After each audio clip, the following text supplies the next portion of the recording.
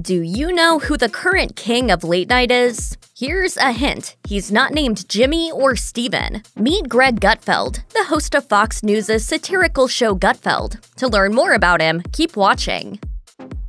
Viewers who watch Greg Gutfeld are well aware that he's politically right-wing with a libertarian flair. However, he wasn't always a dyed-in-the-wool conservative. Gutfeld recalled in a 2009 interview with Reason, "As a teenager, I was a liberal." As he recounted, Gutfeld eventually came to realize that he was a, quote, complete fraud, particularly when he attended left-leaning Berkeley as an undergrad. It was during his college years that his political views evolved, apparently driven by his individualist nature. Gutfeld told the outlet, "I became a conservative by being around liberals, and I became a libertarian by being around conservatives. You realize that there's something distinctly in common between the two groups, the left and the right. The worst part of each of them is the moralizing." Gutfeld fancies himself such a diehard libertarian that he even called out one of Hollywood's most famous self-professed libertarians, comedian Bill Maher, host of HBO's Real Time. Gutfeld declared to Reason, "Bill Maher is not a libertarian. He's not even close. He's a PC liberal." As for his feelings about Maher himself, Gutfeld was characteristically blunt, saying, "I hate that guy."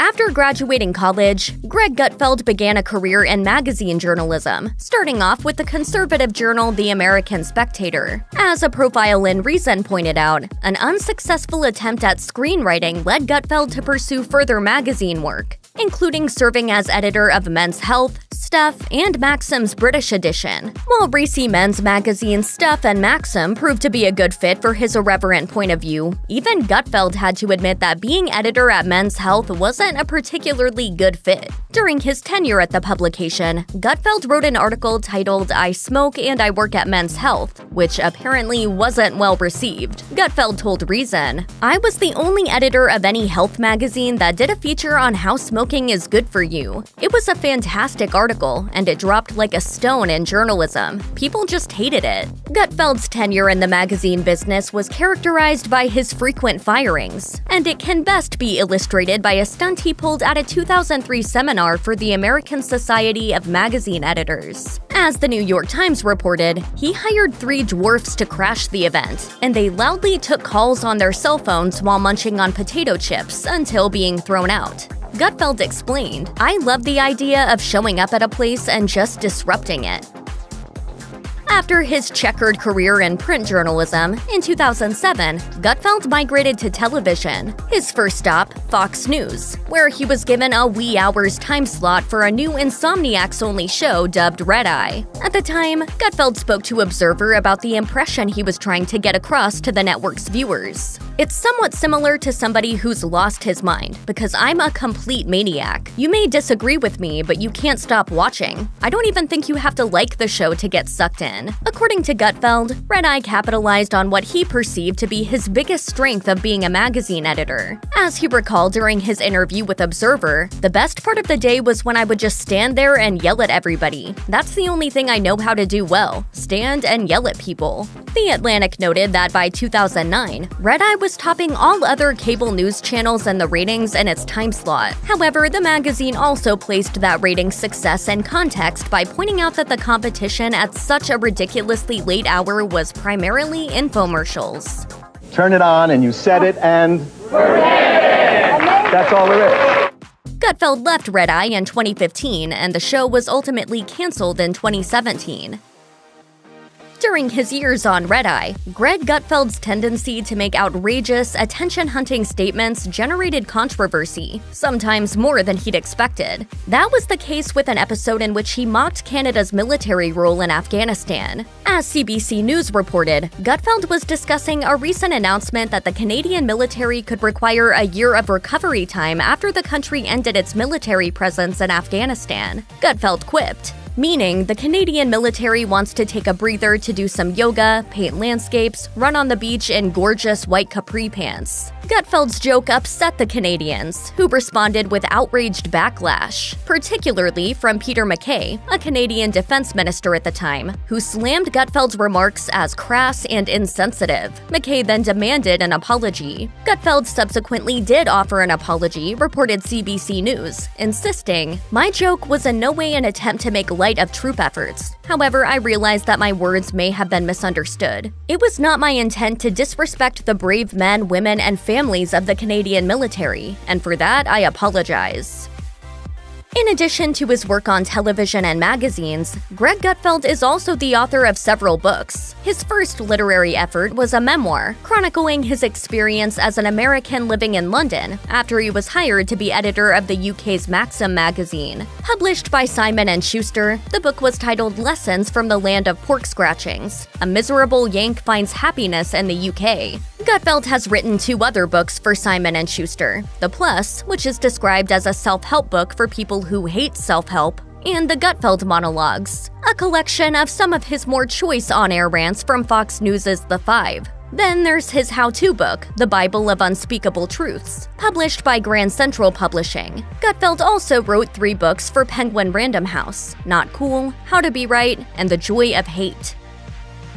Greg Gutfeld has not been shy about expressing his views on so-called cancel culture. During a conversation with Outkick, he got real about how social media has become something of a minefield, simply by virtue of allowing everybody a platform upon which to share stupid thoughts that could later come back to bite them. Gutfeld told the outlet, "I basically use Twitter just to retweet stuff that I find interesting or to promote stuff. I used to send out a tweet and see what kind of response it'd get, but then I realized, why am I doing something for free that could get me into trouble? That wasn't smart, so I stopped." Gutfeld made headlines, unintentionally for a change, during a March 2021 edition of The Five, thanks to an unscripted open mic moment. While co-host Juan Williams launched into an introduction, Gutfeld, apparently unaware that his microphone was live and he was on the air, began singing a little ditty with some TMI lyrics. I gotta pee, I gotta pee. You're on the air. Co-host Jesse Waters then proceeded to tell Gutfeld he was still on the air. Gutfeld, however, was apparently not receiving audio through his earpiece. Waters laughed and told viewers he'd take over for Gutfeld during the segment until he came back from the bathroom. Shortly after, Gutfeld addressed his ode to urination by confirming that he was unable to hear anything that his co-hosts or the producers were telling him. For some reason, I got unplugged. He later joked about the incident on social media to answer the question on everyone's minds, tweeting, quote, "Yes, I peed."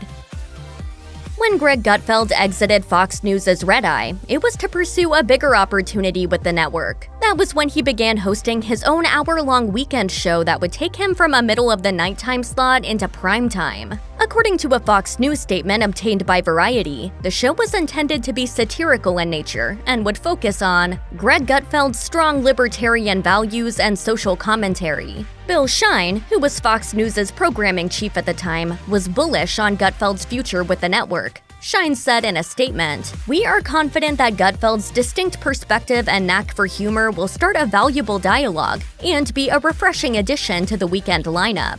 As Gutfeld admitted in an interview with the Daily Beast, shifting from late night to primetime did require making some adjustments to his on-air shtick. Toning down the wackiness, he explained, was a necessity in order to attract a wider audience for what he described as a news/talk/variety show with weird little pockets of absurdity.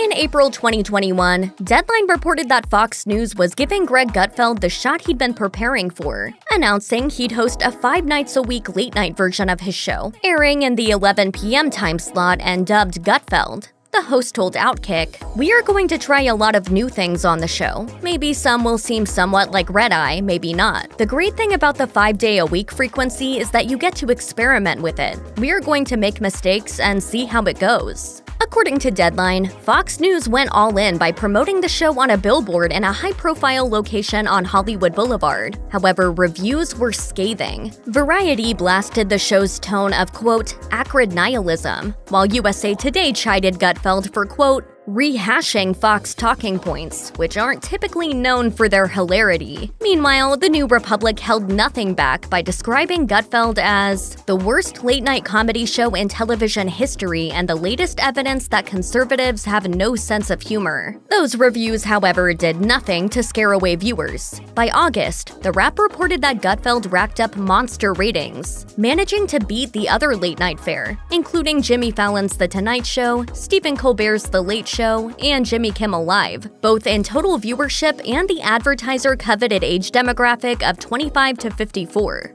Your ratings are fabulous. I just saw you're now the king of late night. Yes.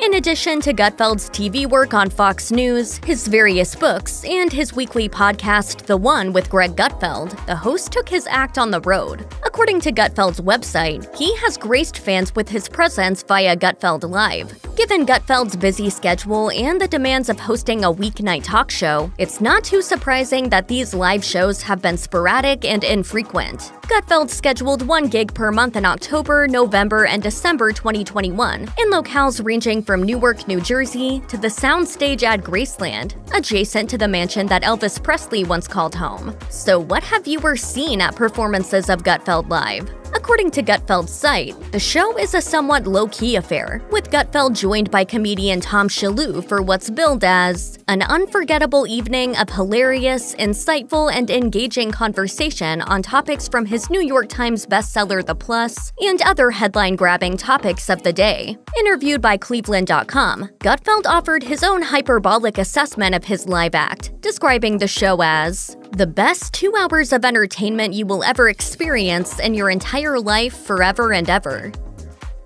With all those irons in the fire, it's easy to assume that Greg Gutfeld has made a pretty penny over the course of his career, and that assumption is not incorrect. According to Celebrity Net Worth, Gutfeld is sitting atop a $13 million fortune, with his annual salary pegged at $7 million per year. While Celebrity Net Worth doesn't specify what that salary encompasses, in 2021, the Daily Beast reported Gutfeld's Fox News salary was rumored to be $4 million per year, a number that may well grow larger if his late-night show holds on to all those viewers by the next time his contract comes up for negotiation. Despite his success on television, Gutfeld never actually envisioned his hosting path when he first launched his career, telling Outkick, "I never saw myself like this, what I'm doing now. I just saw myself as a writer and an editor, a packager person, someone for magazines and stuff like that. I was never a comedian. I never went on stage, so I never could call myself one."